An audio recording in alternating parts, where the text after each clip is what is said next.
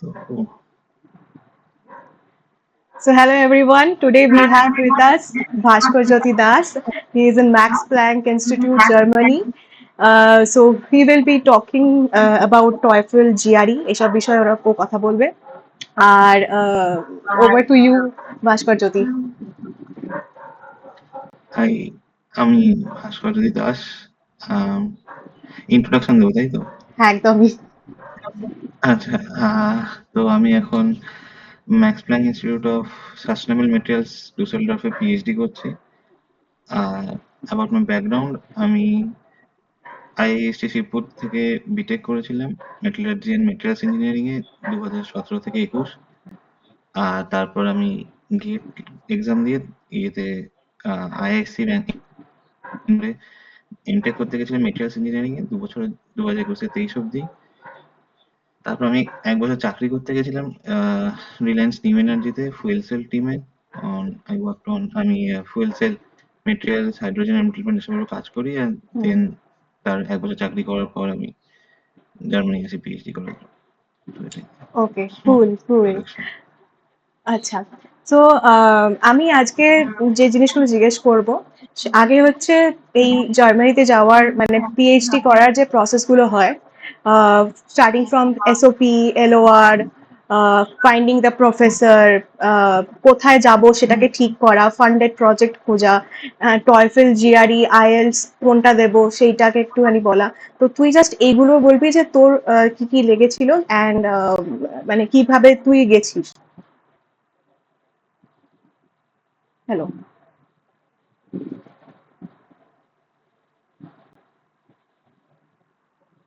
ওকে, ইয়া। কেটে গেছিল। হ্যাঁ, হ্যাঁ। বুঝতে পারছি। ঠিক আছে। হ্যাঁ, ওটাই। তো যে আহ জার্মানি পিএইচডি আসা, তো আমি জার্মানিতে দুটো জায়গাতেই অ্যাপ্লাই করছিলাম। সেটা হচ্ছে আমি আমি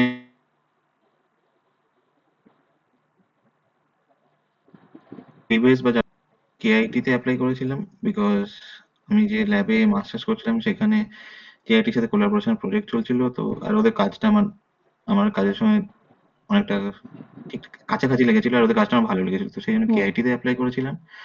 আর এখানে অ্যাপ্লাই করেছি Max Planck institute of sustainable materials. তো ইউএস থেকেও অফার পেয়েছিলাম, বাট ইউএসএ আমার যাওয়ার ইচ্ছা হয়নি। তো সেই জন্য আমি জার্মানিতে এখানে এসেছিলাম Max Planck institute of Sustainable মেটেরিয়ালসে। হুম, আর রিগার্ডিং অ্যাপ্লিকেশন প্রসিডিউরটা জেনারেলি আমি কেআইটিটা আমি প্রফেসরকে মেইল করেছিলাম যে আমি করতে চাই পিএইচডি। তো উনি বলেছিলেন যে ওনার কাছে এখন প্রজেক্ট মানে কোনো ফান্ডিং নেই, তো পরে অ্যাপ্লাই করার জন্য। কিন্তু তখন আমি ম্যাক্স প্ল্যাঙ্কে অ্যাপ্লাই করছিলাম, তো এটা পেয়ে যাওয়ার জন্য আর ওখানে আর যাইনি, মানে অ্যাপ্লাই হুম, করিনি। তবে কেআইটিটা আমি যতদূর জানি সেটা হচ্ছে আহ, তখন জিআরই ফিআরই লিখতে হয়, কিন্তু কম্পেয়ার টু ম্যাক্স প্ল্যাঙ্ক এখানে কিছুই লিখতে হয় না যদি প্রিভিয়াস এডুকেশন ইংলিশ স্পিকিং, মানে হুম, যদি ডিগ্রি ডিগ্রি যেগুলো থাকে সেগুলো কমপ্লিটলি ইংলিশে হয় যদি বিটেক এন্ড মাস্টার্স। হুম, তো সেটা একটা আছে। তো সেটা আমি না জিআরই না টয়েফেল না আইএলটিএস আমি কোনো লিখিনি, প্রিপেয়ার করেছিলাম, কিন্তু পরে জানতে পেরেছিলাম লাগবে না, তো আমি দিইনি। আচ্ছা, অ্যান্ড কেআইটি আর প্রফেসর খোঁজার ব্যাপারটা হচ্ছে, আমি বলবো যে যারা প্রফেসর আছে যাদের মানে যারা মাস্টার্সে আছে, জেনারেলি যারা হুম, রিসার্চে ইন্টারেস্টেড বা কোনো টাইপ অফ ডোমেনটা ভালো লাগে, তো সে প্রফেসরদের প্রোফাইল গুগল স্কলার, জেনারেলি তাদের ওয়েবসাইটও হয়, সেখানে গিয়ে দেখতে পারে যে কি কি প্রজেক্ট চলছে, এগুলোকে কি কি। হুম, কোন কাছে যাওয়া ভালো হবে।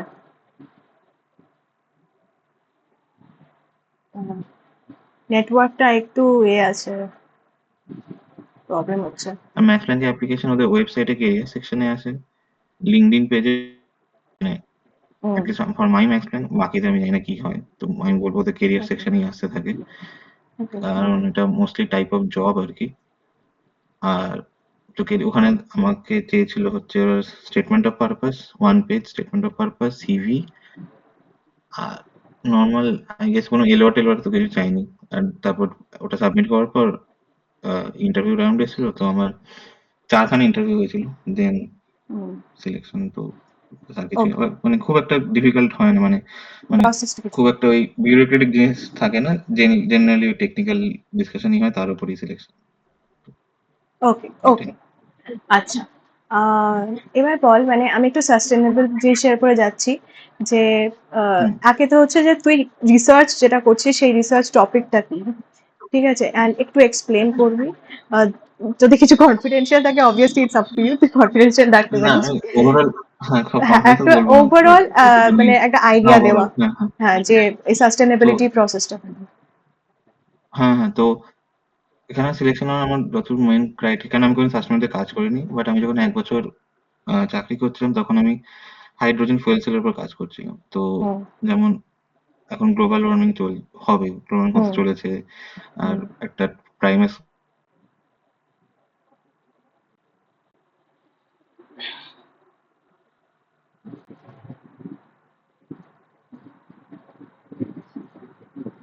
তো সেই জন্য সবাই এখন চেষ্টা করছে যে কার্বন কার্বন কাটিং করার জন্য, হুম অ্যাটমসফিয়ার যত রকম ভাবে পলিউশন কমানো যায়, মানে হুম যেমন গাড়ি, ইভি এখন প্রচুর ট্রেন্ডে আছে, বা রিসেন্টলি আমি যখন ওখানে চাকরি করছিলাম তখন ওটা ছিল হাইড্রোজেন দিয়ে ফুয়েল সেল দিয়ে গাড়ি চালানোর জন্য। একটা হচ্ছে ফুয়েল সেল আর একটা হচ্ছে হাইড্রোজেন ইন্টারনাল কম্বাশন ইঞ্জিন, যাতে ডিজেল পেট্রোল না হয়ে কার্বন প্রোডাক্টস যাতে রিলিজ না হয় অ্যাটমসফিয়ার। হুম আর এখানে যে কাজটা হচ্ছে সেটা হচ্ছে যে স্টিল ইন্ডাস্ট্রি যেটা, সেটা পার টোটাল কার্বন এমিশনে 9% কন্ট্রিবিউট করে।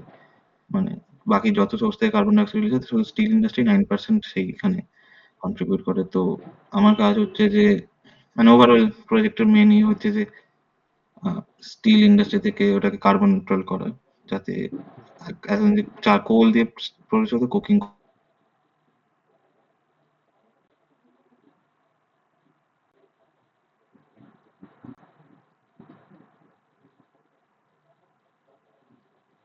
হবে সেটা নেই।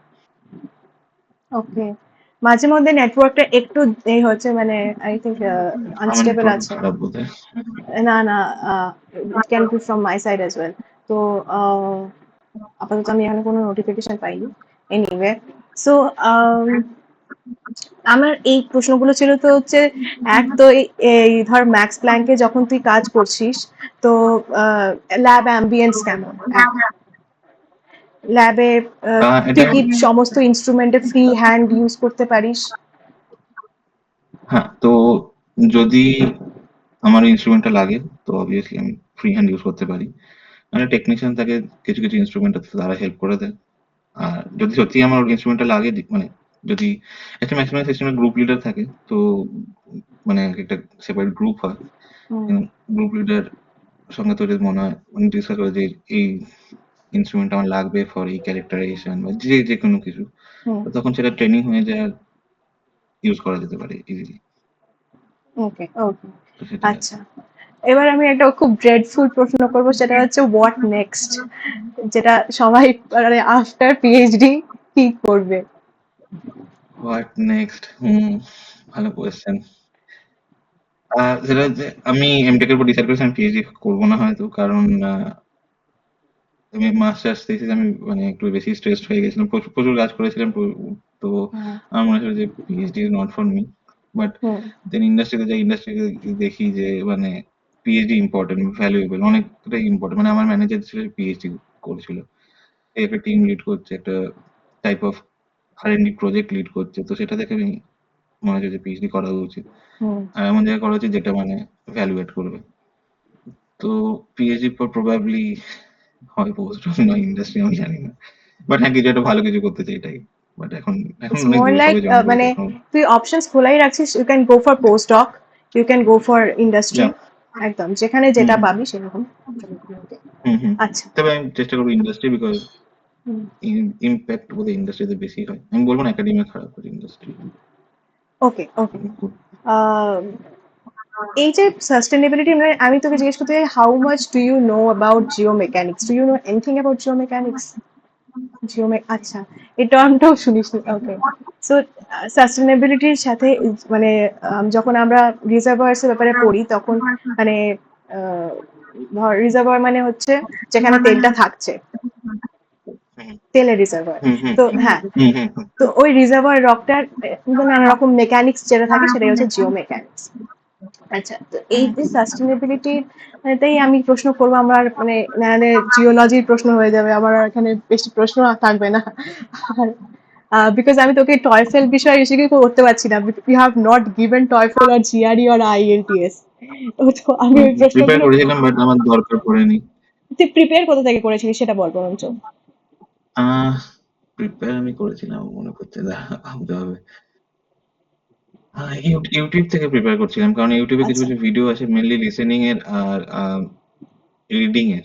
লিসেনিং, রিডিং, স্পিকিংটা, হ্যাঁ স্পিকিং আমি আমি প্র্যাকটিস করতাম না, কারণ তখন চাকরি করছিলাম আর অফিসে সবসময় ইংলিশে কথা বলতে হতো, তো হুম ওটা আমি আলাদা করে প্র্যাকটিস করিনি। আর রাইটিং স্কিলস ছিল, তো রাইটিং এ জেনারেলি আমি যত মনে আছে দুটো প্যারাগ্রাফ, দুটো টপিকের উপর আসতো, হুম প্রবাবলি আইএলটিএস আর টোয়েফল, কারণ দুটোই আমি করছিলাম, যেটা জিজ্ঞেস কোনটা ম্যাক্সিমাম মনে হতো আইএলটিএস টা সোজা, কখনো টোয়েফলটা সোজা। হুম তো সেটা আমি নিজে ইংলিশে প্র্যাকটিস করে নিতাম, নিয়ে কাউকে কোনো বন্ধুকে দিয়ে দেখাতাম। হুম হুম। মানে আমার একজন বন্ধু আছে যে এমবিএ করছে, মানে আইএম ওকে। ব্যাঙ্গালোর থেকে, তো তাকে আমি দেখাতাম তার ইংলিশ লাইক টু গুড। তো হুম। তো ঠিক আছে ঠিক আছে, তো আচ্ছা। অত তো বেশি দরকার হয় না, কারণ অ্যারাউন্ড 7 হলে সব জায়গায় মোটামুটি অ্যাকসেপ্ট হয়ে যায়। হ্যাঁ। তো 7, আমার একটা কোনো টার্গেট ছিল না যে 9 পেতেই হবে, 8.5 তো 7 যেটা মিনিমাম বেসিক, তো সেটাই ছিল। তো 7 পাওয়া আই গেস অতটা ডিফিকাল্ট নয়। হুম। তো সেই জন্য অতটা আমি সিরিয়াস। ওকে। ওকে। হুম। আচ্ছা, আমি তাহলে তোকে এই প্রশ্নটা করি যে জার্মানিতে তুই কি করে কোপ আপ করছিস নিজেকে? মানে কতটা আহ, মানে সাইকোলজিক্যালি বাড়ি থেকে এতটা দূরে থাকা কিরকম ভাবে ইম্প্যাক্ট করেছে, এভরিথিং। আহ যদি কেউ ডাইরেক্ট মানে বা একদম বাড়ি থেকে ডাইরেক্ট আসে, তার জন্য হয়তো একটু বেশি ডিফিকাল্ট হবে। হুম। আমি 3 বছর ব্যাঙ্গালোরে ছিলাম, তো ওই জিনিসটা আমার চলে গেছিল। মানে হ্যাঁ। 2 বছর মাস্টার্স করেছি, তারপর ওখানেই 1 বছর আবার চাকরি করেছি। তো বাড়িতে বছরে 1-2 বার যেতাম, এখন হয়তো বাড়িতে বছরে 1 বার যাবো। তো সেই হুম। জিনিসটা মানে নিজেই সব করতাম, এখন নিজেই সব করছি। খালি ল্যাঙ্গুয়েজটা একটু ডিফিকাল্ট, লোকে ইংলিশ বোঝে। ওখানে ব্যাঙ্গালোরও তাই ছিল, লোকে হিন্দি বুঝতো না, ইংলিশেই কথা বলতে হতো। ওখানেও সেই যারা কিছু বুঝতো না হাত পানের এটা চাই ওটা চাই করে বলতে হতো, হ্যাঁ। এখানেও তাই। এখান থেকে তাও লোকে ইংলিশ বুঝে যেত, সেটা অসুবিধা হয় না। ঠিক আছে, আমার কোনো অসুবিধা নেই। আর আধা টাইম তো ল্যাবেই চলে যায়, বাকি টাইম হুম। রান্না বান্না এসব করে। তো হ্যাঁ, যখন আর ইন্ডিয়ান প্রচুর আছে এখানে, মানে আচ্ছা। ম্যাক্সনাকে তো প্রচুর ইন্ডিয়ান আছে, তো আমার তো মনে তুই হয় না কোনো অসুবিধা হবে। স্কলারশিপ টেস্ট দিসনি তো? তোর তো দাদ নেই, না তোর তো। এটা, হ্যাঁ না আমারটা কারণ অলরেডি ফান্ডেড ছিল হুম। ইউরোপিয়ান ইউনিয়নের থ্রু, তো সেই জন্য আমার ওকে। লাগেনি। ওকে, না মানে ফান্ডেড ফান্ডেড হওয়ার প্রজেক্ট থাকে তো সেই। ফান্ডেড হওয়ার পরেও কি লোকে স্কলারশিপ পরীক্ষা দেয়? অনেকে দেয়, যেমন ড্যাড বলে একটা হয়। তো হুম। আমি জানি না, কেন কয়েকজন আছে ড্যাড ফেলো আছে এখানে দ্যাট পিএইচডি না তে। দাদ। বাকি বাকি পিএইচডি তে আমি জানি না কোনো ফেলোশিপ হয় কিনা, নো আইডিয়া। ওকে। ওকে। ওকে। ওকে। দেখা যাক আর কি কোশ্চেন করা যেতে পারে।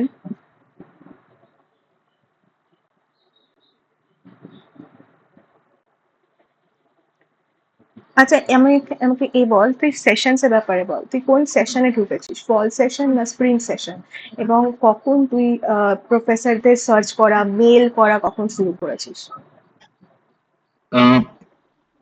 ম্যাক্স প্ল্যাঙ্কের জন্য ওরকম কিছু হয় না, স্প্রিং বা ওখানে through out the year position আসতে থাকে ওদের কেরিয়ার সেকশনে, মানে আমার ক্ষেত্রে আমি যেটা বলছি, বা লিঙ্কডিন পেজে আসতে থাকতো যে PhD position open in this এই মানে বিভিন্ন টপিকে আসতে থাকে। তো হুম এমন নয় যে ওই টপিকটা তো পছন্দ হবে বা কিছু, তো সারা বছর আসতে থাকে, তো অ্যাপ্লাই করতে হয় ওটাতে। হুম আর বাকি জায়গায় যেটা হয়, যেটা মানে ওটা যেগুলো একাডেমিক ইনস্টিটিউটে হয়, যেটা স্প্রিং আর ফল। তো আমি যেটা ইউএসএ পেয়েছিলাম ওটা বোধহয় ফলের জন্যই ছিল। তো বলেছিল যে হুম স্প্রিং তুমি, হ্যাঁ স্প্রিং এর জন্য ছিল, স্প্রিং 2025। হুম বলেছিল যে যদি স্প্রিং না হয় তাহলে ফলের জন্য অ্যাপ্লাই করতে।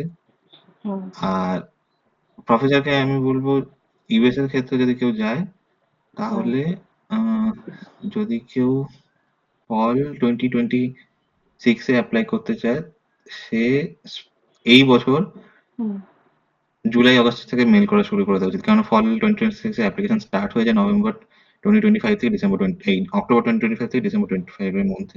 ওই সময় অ্যাপ্লিকেশন পিরিয়ড হয়। তো হুম তার অ্যাটলিস্ট 3 মাস আগে, যা 3-4 মাস আগে আমি বলবো যে যে প্রফেসরের কাছে করতে থাকে মেল করতে, মানে যাদের কাছে, কারণ অনেক সময় রিপ্লাই আসবে, অনেক সময় রিপ্লাই দেবে না। হুম রিপ্লাই দিলে ইন্টারভিউ নেয় যে কেন করতে চাও, কি ইন্টারেস্ট, প্রেজেন্টেশন দিতে হয়। হুম তো হুম। সেইটা একটা ব্যাপার আছে। তো ওকে। সেইটা। তোকে আর তোর ইন্টারভিউতে কি প্রেজেন্টেশন দিতে হয়েছিল কোনো? হ্যাঁ, হ্যাঁ, হ্যাঁ, আমার মাস্টার্স থিসিসের প্রেজেন্টেশন দিতে হয়েছিল হুম অনেকগুলো জায়গায়, মানে even US, even Germany, Max প্ল্যাঙ্কে। দেন থিওরিটিক্যাল ইন্টারভিউ হয় যে কতটা আমি বেসিক্স জানি। হুম দেন আমাকে পেপার, রিসার্চ পেপার, যে ওই গ্রুপে যে কাজ টপিকে কাজ হয় তার রিসার্চ পেপার যে কি কি পাবলিশ হয়েছে সেটার উপর পড়তে হয়েছিল, সেটার উপর একটা ডিসকাশন রাউন্ড হয়েছিল। তারপর ফাইনাল একটা আবার ইন্টারভিউ রাউন্ড হয়েছিল অনেকজন থেকে, যে হুম এমনি টেকনিক্যাল, বাট পুরো টেকনিক্যালি হবে, মানে হুম অন্য কিছু হয় না। আর এমনি কোনো ডাউটস থাকলে জিজ্ঞেস করে, তো যে হুম কোনো ডাউটস, হুম কিভাবে থাকবো, কিভাবে কাজ হবে, পুরো মানে প্ল্যান বলে দেবে যে কি, মানে আমার ক্ষেত্রে সেটা হয়েছিল। হুম সবার ক্ষেত্রে নাও হতে পারে, যে কি কাজ করবে, হ্যাঁ কি ফান্ডিং, কি এই, মানে ফুল ডিটেলস এ ওরাও ডিসক্লোজ করে দেয়, মানে হুম বোথ সাইডস এর ওপেন কি। একদম। ওকে, আচ্ছা, তো একটু ইন্টারভিউ ব্যাপারেই বল যে how to prepare for an interview, মানে এই যখন আমরা যে কোনো এক মানে এই ধরনের ইন্টারভিউতে এই সমস্ত রাউন্ডস গুলোই থাকে, এবং ধর আমি বলছি একজন জিও মেকানিক্স এ ইন্টারেস্টেড, তো আমাকে আহ, কিভাবে how to approach the Jio mechanics professor, আমি একেবারে মানে পেপার ওই প্রফেসরের পেপার পড়ে যাব যে হ্যাঁ এই প্রফেসরের এই পেপারগুলো আমি পড়েছি, এখান থেকে আমি যখন মেল করছি, মেলটা আমি কিরম ভাবে করবো যাতে আমাকে বেশি অ্যাপ্রিসিয়েট করে, মানে আমাকে বেশি চান্স দেওয়ার সুযোগ আসে? আহ, ওটা ধর এমন তো হবে না যে, মানে আমি আই গেস জিও মেকানিক্স এর অনেক কিছু ছোট ছোট সাব ফিল্ডস হয় হুম যেখানে লোকে রিসার্চ করে, কেউ মডেলিং সিমুলেশন করবে, কেউ ফিল্ড করবে, কেউ ক্যারেক্টারাইজেশন, আমি জানি না, আমি আইডিয়া নেই। হ্যাঁ বাট হ্যাঁ আই গেস ঠিক অনেক, ঠিক। মানে অনেকগুলো সাব টপিকস হবে যেখানে লোকে রিসার্চ করবে, তো তার মধ্যে হয়তো দু তিনটে ভাল লাগে, বাকিগুলো হয়তো অত ভাল লাগে নাও লাগতে পারে। হুম তো সেখানে তুই সেই প্রফেসর গুলোকে, মানে মানে তাদের তাহলে শর্ট লিস্ট করলি যে এদেরকে মেল করবো। হুম এবার তার দেখলি গুগল স্কলারে গিয়ে সে কিসে কিসে কাজ করছে, তুই বললি যে তোর সেখানে ইন্টারেস্ট আছে, হুম বা প্রিভিয়াসলি তুই মাস্টার্সে বা কোথাও ওই ওই টপিকের উপর কাজ করেছিস, আর সেই জন্য তোর ওই ইন্টারেস্টটা ওনার ইন্টারেস্টের সঙ্গে অ্যালাইন করছে। তো হুম টাইপ অফ এমন কাউকে তো ও নিতে চাইবে না, তুই যদি কোনো প্রফেসর, তুই এমন কাউকে নিবি না যার কোনো ইন্টারেস্টই নেই। হুম তো ওটাও একটা ব্যাপার, যে তোর ইন্টারেস্ট আছে, ওর ইন্টারেস্ট আছে, দেন অ্যালাইন হলে, দেন হুম তুই তাকে মেল করলি, তো তার কাছে যদি ফান্ডিং থাকে, ওপেন পজিশন থাকে, হুম তো অবভিয়াসলি সে রিপ্লাই করবে, হুম তাই ইন্টারভিউ শিডিউল করতে পারে। আর ইন্টারভিউতে যতদূর আমার মনে হয় এখানে ডিসকাশন হয় ইন্টারভিউটা, বাট হ্যাঁ টেকনিক্যাল কোশ্চেন তোদের অনেক কিছু জিজ্ঞেস করে, যে এটা কি হয়, ওটা কি হয়, সেটা কি হয়। হুম অ্যান্ড তোকে হয়তো বলতে পারে যে এটা 15 মিনিট বা 20 মিনিটের প্রেজেন্টেশন বানাও on your most recent work, বা কিছু কিছু একটা, হুম যে হুম যেটা তোমার ভাল লাগে, বা তুমি ইউ আর প্রাউড অফ, বা এরকম কিছু একটা বলবে, হ্যাঁ তো তোকে একটা হুম প্রেজেন্টেশন বানাতে হবে। হুম প্রেজেন্টেশনের পর তোকে জিজ্ঞেস করবে এটা কেন করেছো, মানে টাইপ অফ ডিসকাশন টাইপেরই হয়, মানে টাইপ অফ। হুম তুই যদি মাস্টার্স করেছিস, তুই যদি মাস্টার্স ডিফেন্ড করে থাকিস, তো ওই প্রেজেন্টেশনটা আমি দিয়েছিলাম হুম যে হুম কোনো হুম ইন্টারভিউ সময়, তো ওখানে যেরকম কোশ্চেন যেরকম প্রিপেয়ার করছিস সেরকম প্রিপেয়ার করলেই আই গেস ওকে হয়ে যাওয়ার কথা। ওকে, আচ্ছা। তো সেটাই আর কি। দাঁড়াও, so let's see what else can I ask. Have you experienced any type of academic rivalry? Academic rivalry feel করেছিস বাইরে, যে কম্পিটিশন হচ্ছে, একাডেমিক, রাইভালরি মানে কম্পিটিশন হচ্ছে, মানে পড়াশোনার মধ্যে কম্পিটিশন? সেটা আমি ইন্ডিয়াতে ফিল করেছি। ইন্ডিয়াতে তো এখানে সবাই তো ফিল করে। এখানে তো করিনি। ইন্ডিয়াতে সেই ক্লাস 11 to 10 থেকে, 10 এর পর থেকে ফিল করেছি, but এখানে এখনো করিনি। না, তুমি এখানে করিনি। ছোটবেলা থেকে ফিল এখানে লোকে করছি। অনেক কোলাবোরেটিভ হয়। হ্যাঁ, এখানে লোকে অনেক কোলাবোরেটিভ হয়, আন্ডারস্ট্যান্ডিং হ্যাঁ। হয়। আমি বাট আমি এখনো ফিল করিনি। কিন্তু হুম। ইন্ডিয়াতে তো হয় না। মানে ওকে। না দেখাবো না, না বলবো না, না দেবো না, এরকম হ্যাঁ, এরকম একটা টাইপের ব্যাপার তো। থাকে।